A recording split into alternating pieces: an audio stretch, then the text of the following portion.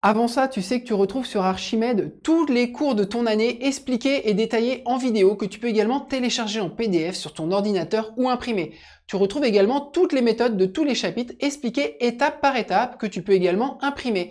Ensuite, pour mettre ça en pratique, soit tu prends ton propre énoncé en photo grâce à notre IA, ou bien tu retrouves ici une base de données d'exercices de difficulté croissante.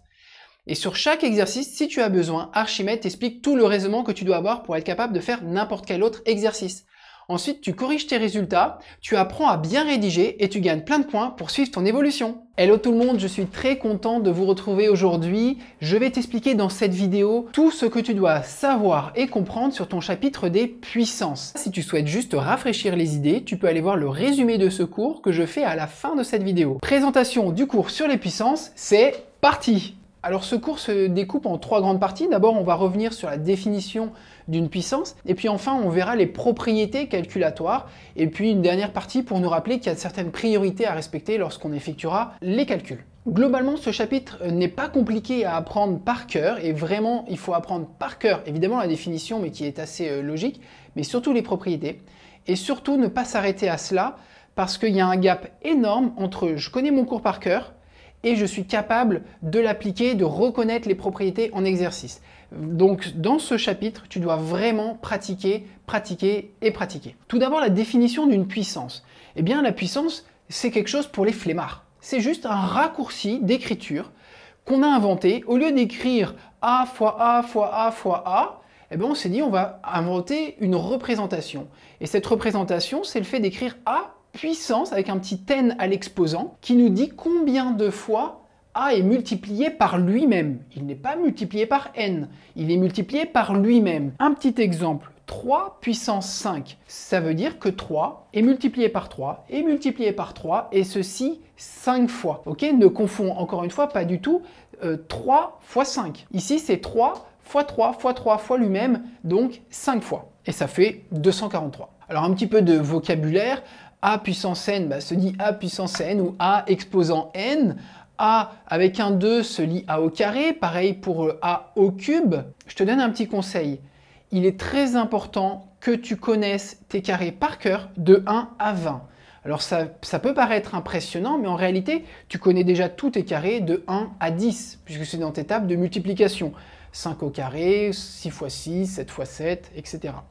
10 au carré aussi. Peut-être tu connais 11 au carré qui fait 121. 20 au carré, bon 2 fois 2, 4, donc 20 au carré, ça va être 400. Donc tu vois déjà, il n'a plus beaucoup à apprendre par cœur. Tu dois retenir 12 au carré, 13 au carré, 14 au carré, etc.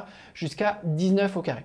C'est très important puisque tu vas rencontrer beaucoup cela, notamment dans ton chapitre sur le calcul littéral, lorsque tu dois reconnaître la troisième identité remarquable. Quelques petites remarques. A puissance 1, eh bien en fait le 1 est facultatif, ça fait A. A puissance 0, ça fait 1, retiens-le bien. Et 0 puissance 0, par convention, on a dit que ça faisait 1. Alors ici, deux petits exemples. 20 puissance 1, eh bien ça fait 20. Et 20 puissance 0, ça fait 1. Allez, on commence pour les propriétés sur les puissances. D'abord, savoir le signe qu'aura ton résultat. Eh bien, tout dépend déjà de l'exposant. Est-il pair ou impair? On va voir le cas où il est pair. Eh bien, le cas où ton exposant est pair, A puissance n sera toujours positif. On voit ça en exemple. Imaginons qu'on a 3 puissance 4. Bon, 3 puissance 4, il n'y a même pas de présence de signe moins, il n'y a aucune raison qu'on soit négatif. Et donc 3 puissance 4, c'est 3 fois 3 fois 3, 4 fois, et donc ça fait 81. Ensuite, nous avons moins 3 puissance 4. Là, on a une présence de signe moins, donc ça pourrait peut-être être négatif. Mais en réalité, voyons ce que ça donne. Moins 3 puissance 4, c'est moins 3 fois moins 3 fois moins 3 fois moins 3. Regarde, comme c'est puissance 4, c'est pair, tu peux faire des paquets de 2. Et le premier paquet, un négatif fois un négatif, moins par moins, tu sais que ça fait plus. Et encore une fois, derrière, moins par moins, ça fait plus. Et donc, plus par plus, ça fait plus. On a un résultat qui est positif. Alors maintenant, si ton exposant, n, est impair, eh bien ça dépend du signe de A, de qui est mis à la puissance. Si ce A est positif, bien sûr qu'on va avoir quelque chose de positif, il n'y a que des positifs. En revanche, si ton A, il est négatif, eh bien ton résultat est négatif. Voyons ça en exemple. 2 puissance 5. Alors 5 est bien un exposant qui est impair, et ça veut dire qu'on a 2 fois 2 fois 2, 5 fois. Ici, il n'y a que du positif, on est d'accord, il n'y a pas de problème, c'est positif. Maintenant, deuxième exemple, si nous avions moins 2 puissance 5, on a moins 2 fois moins 2, etc. 5 fois, tu l'as compris. Et là, si on essaie de refaire des paquets de 2, eh bien, il va en rester un tout seul. Alors là, certes, on a plus et plus, mais comme il en reste un tout seul, puisque nous sommes un exposant impair, le signe reste négatif. Et donc, on a moins 32. Maintenant, le piège auquel tu dois vraiment faire attention, c'est être bien conscient de qui est à la puissance. Premier exemple, ici, nous avons moins 4 au carré. Qui est au carré? C'est 4? C'est moins 4? Ici, il n'y a pas de parenthèse, donc il n'y a que le 4 qui est touché par la puissance au carré. Donc le moins, il attend devant qu'on s'occupe de lui, et le carré sur le 4, eh bien c'est 4 fois 4. Et ça reste bien négatif. Deuxième exemple, ici, nous avons moins 4 au carré. Et là, tu vois, les parenthèses veulent bien dire que ton carré s'applique sur moins 4. Donc c'est moins 4 qui est multiplié par lui-même, qui est fois moins 4. Et évidemment, ici, donc un moins par un moins, ça va bien donner quelque chose de positif. Et dernier cas de figure, moins 4 au carré, eh bien ce moins ici n'est pas du tout impacté, il attend qu'on fasse le calcul d'abord de moins 4 avec les parenthèses au carré, qui là on l'a vu avant, eh bien ça va bien donner quelque chose de positif, et le moins qui attend devant fait qu'à la fin nous sommes négatifs. Donc il est vraiment important que tu vois, est-ce qu'il y a présence de parenthèses et l'exposant englobe et concerne tout le monde? S'il n'y a pas de parenthèse, c'est que ton exposant est que sur le nombre sur lequel il est accroché, qu'importe le signe qui est devant. Ensuite, on a une petite définition. Qu'est-ce que ça veut dire a puissance moins n? Le moins ne veut pas du tout dire, pas du tout, retiens-le bien, il ne veut pas du tout dire que nous sommes négatifs. Il veut dire que tu es à l'inverse. Et donc, a puissance moins n, ça fait 1 sur a puissance n. De la même manière, si tu avais ici 1 sur a puissance moins n, ça veut dire que tu dois basculer, tu es à l'inverse de ce que tu es réellement, et donc ça donne a puissance n. Donc c'est ce que je dis ici, pour basculer le numérateur du numérateur au dénominateur et vice-versa, on prend l'opposé de la puissance. Voilà quelques petits exemples. 5 puissance moins 2, ça veut dire que nous sommes à l'inverse, ça fait 1 sur 5 au carré. Et 5 au carré, tu sais que ça fait 25. Ensuite, le petit b, 1 sur 5 puissance moins 2, ça veut dire qu'on a 5 au carré, qui fait 25. Le numéro c, pareil, donc là, c'est bien tout ça qui est à l'inverse, et donc on l'écrit bien tout ça au cube, et au passage, on sait que moins 2, le tout au cube, ça va nous donner moins 8. Donc le petit cas particulier, quand on a l'exposant qui est 1, a puissance moins 1, ça veut dire 1 sur a puissance 1, et le 1 étant facultatif, on se contente d'écrire que ça fait 1 sur a. Et puis le petit attention que je te mets ici, qui veut bien dire ce que je t'ai répété, qu'un exposant négatif ne veut pas du tout dire qu'on est négatif. Ça n'a rien à voir. Ça veut dire simplement que tu bascules. Je te donne quelques petits exemples pour t'entraîner. 5 puissance 4, évidemment ici c'est positif, il n'y a que du positif. 7 puissance moins 2, là aussi c'est positif, puisque en fait on a 7 qui est positif à une puissance moins 2, et ça fait 1 sur 7 au carré, c'est positif. Le numéro C. Le numéro C, on a moins 3 puissance 5. Alors là, moins 3 est négatif, l'exposant est impair, et on vient de le voir par une petite propriété. Lorsque l'exposant est impair et que tu as un nombre négatif, tu es négatif. Et enfin, le numéro D, on a moins 3 puissance moins 5. Alors comme on a bien ici un moins au niveau de la puissance, ça veut dire que tu te trouves à l'inverse. Et ici, tu réappliques la propriété qu'on vient de voir un petit peu plus haut. Moins 3 est négatif avec 5 qui est impair, donc c'est négatif. Alors maintenant, il y a les propriétés essentielles à retenir. C'est là le cœur de ton chapitre, les propriétés sur les puissances. La première propriété qu'on pourrait nommer, c'est a puissance m fois a puissance n, donc deux nombres identiques mais à des exposants différents.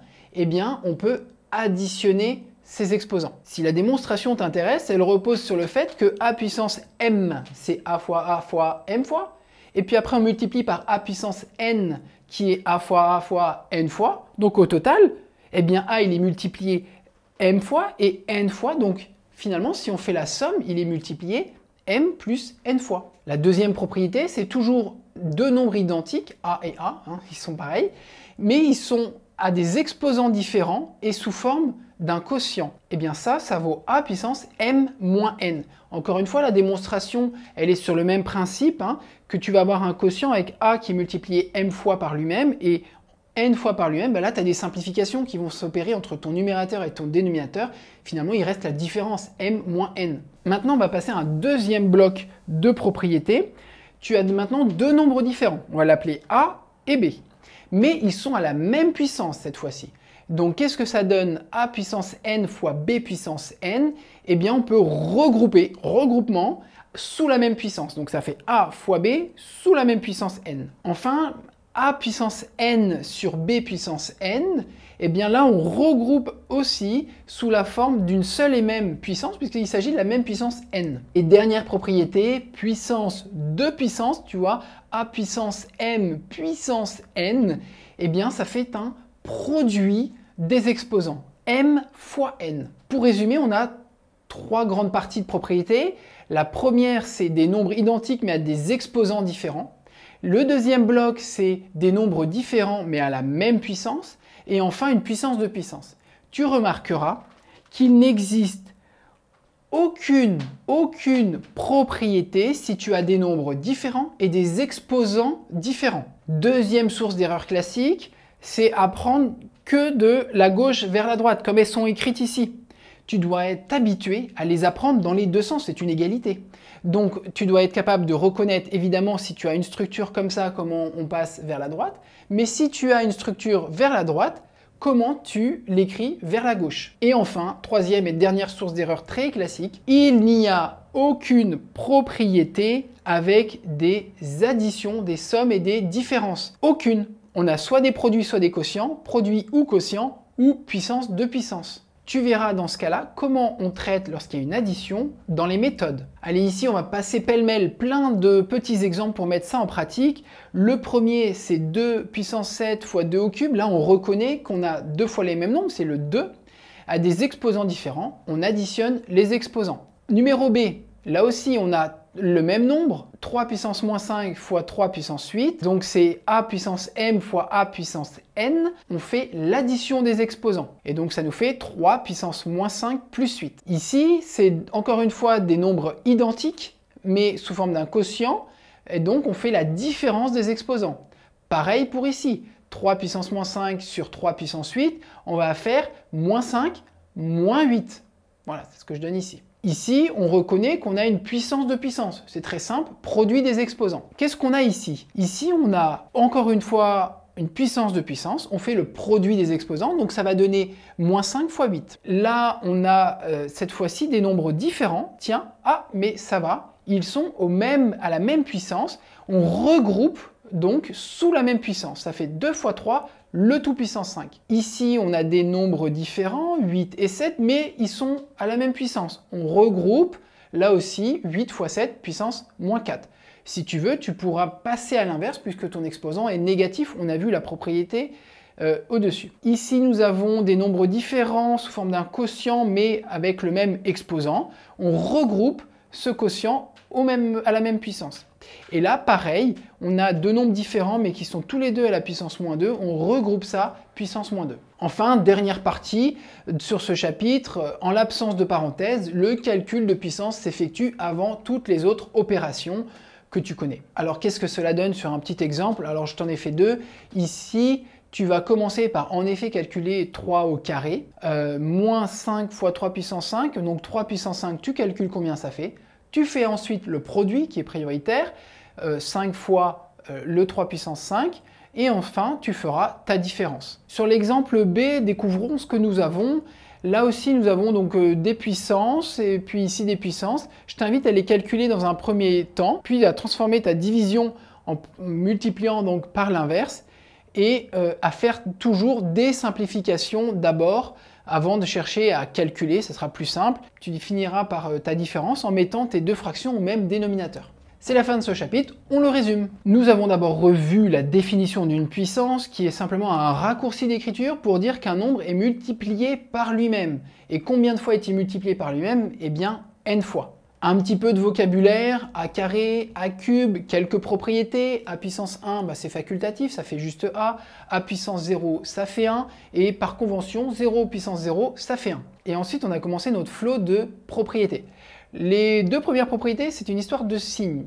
Ça dépend de ton exposant. S'il est pair, il n'y a pas de souci, ça sera toujours positif. S'il est impair, ça va dépendre de qu'est-ce qui est à la puissance. Si c'est un nombre positif, ça va être positif. Si tu as un nombre négatif que tu mets à une puissance impaire, eh bien là, ton résultat, il est négatif. Ensuite, on a vu de bien faire attention à qui est à la puissance. Est-ce qu'il y a des parenthèses? Donc c'est tout qui est à la puissance. S'il n'y a pas de parenthèse, ton exposant agit que sur ton nombre. Puis nous avons vu ce que ça voulait dire d'avoir un exposant qui était négatif. Ça ne veut pas du tout parler d'une histoire de signe, ça veut simplement dire que tu te trouves à l'inverse. Donc tu bascules entre numérateur et dénominateur et vice-versa ici. Hein, là, tu peux basculer de ton dénominateur au numérateur. Évidemment, on change. Hein, si on avait moins n, ça devient n.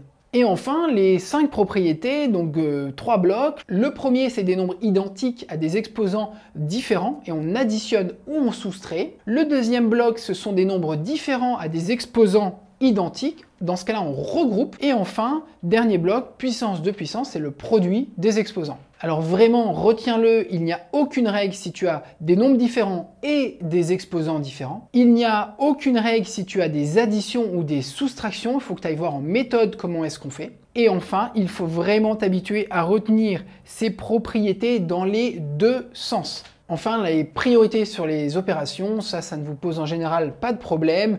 Les puissances s'effectuent en premier. Pour résumer, dans ce chapitre qui n'est pas très compliqué, une définition et quelques propriétés que tu dois apprendre par cœur, il y a un gap énorme entre je connais mon cours et je suis sûr que tu vas le connaître très rapidement par cœur, fais-toi une petite fiche, et je suis capable de le mettre en pratique et de m'y retrouver. Ça demande donc une grande pratique ainsi que quelques méthodes que je t'invite à aller voir dès maintenant.